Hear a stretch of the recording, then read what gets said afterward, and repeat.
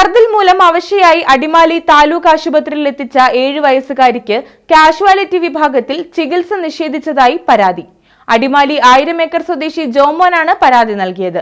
കുട്ടിയെ ഒപിയിലുള്ള ഡോക്ടറുടെ അടുക്കലെത്തിക്കാൻ നിർദ്ദേശിച്ചുവെന്നാണ് പരാതി.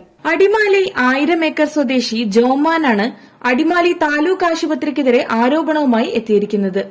കഴിഞ്ഞ ദിവസം ഛർദിച്ച് അവശയായി കാഷ്വാലിറ്റിയിലെത്തിച്ച 7 വയസ്സുകാരിയായ മകൾക്ക് ചികിത്സ നൽകാൻ അവിടെയുണ്ടായിരുന്ന 2 ഡോക്ടർമാരും തയ്യാറായില്ലെന്നാണ് പരാതി. കുട്ടിയെ ഒപിയിലെത്തിച്ച് ശിശുരോഗ വിദഗ്ധനെ കാണിക്കാൻ നിർദ്ദേശിക്കുകയായിരുന്നുവെന്ന് അദ്ദേഹം പറയുന്നു. ഇന്ന് രാവിലെ എൻ്റെ കുട്ടിക്ക് കടച്ചിലായ രീതിയിൽ ഛർദി ഉണ്ടായി. ഞങ്ങളൊരു ദൂരയാത്രയിലായിരുന്നു. യാത്ര ചെയ്തുകൊണ്ടിരിക്കുന്ന സമയത്ത് ഛർദി കൂടുതലായി. കുട്ടി ബസ്സിൽ വെച്ച് ശക്തമായ രീതിയിൽ ഛർദിച്ച് ബസ്സിൽ കിടക്കുമായിരുന്നു. അടിമാലി വന്നിറങ്ങി ഞങ്ങളൊരു ഓട്ടോറിക്ഷ വിളിച്ച് നേരെ അടിമാലി താലൂക്ക് ഹോസ്പിറ്റലിലേക്ക് ചെല്ലുകയാണ്. കുഞ്ഞിന് തീരെ അവശതയായിരുന്നു. എൻ്റെ വൈഫ് കുഞ്ഞിനെ തോളിലെടുത്തിരിക്കുകയായിരുന്നു. ആശുപത്രി ചെന്ന് കാഷ്വാലിറ്റി ചീട്ടെടുത്ത് അകത്ത് ചെന്ന് കഴിഞ്ഞപ്പോൾ ഡോക്ടർക്ക് ചീട്ട് കൊടുത്തു കഴിഞ്ഞപ്പോൾ അവർ കുട്ടിയെ എന്ത് പറ്റിയെന്ന് ചോദിച്ച് ഛർദിയാണെന്ന് പറഞ്ഞപ്പോൾ അവർ കുട്ടിയെ പരിശോധിക്കാൻ തയ്യാറാകുന്നില്ല.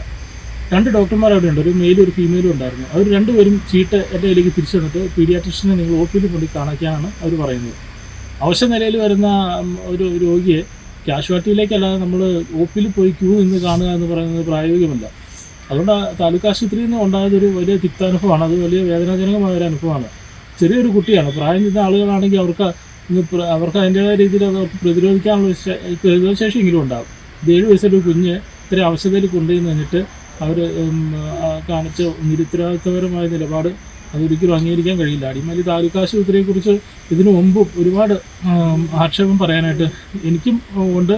ഒരുപാട് ആളുകൾക്ക് നാട്ടിൽ തന്നെയുള്ള ഒരുപാട് പേർക്കും അത് പറയാനുണ്ട്.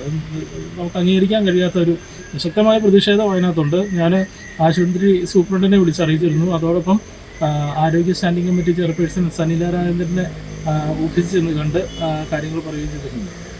സംഭവത്തിൽ തങ്ങൾക്കുണ്ടായ പ്രായോഗികവും മാനസികവുമായ ബുദ്ധിമുട്ട് ആശുപത്രി അധികൃതരെയും ആശുപത്രിയുടെ നടത്തിപ്പ് ചുമതലയുള്ള ബ്ലോക്ക് പഞ്ചായത്ത് അധികൃതരെയും അറിയിച്ചുവെന്നും ജോമോൻ പറഞ്ഞു.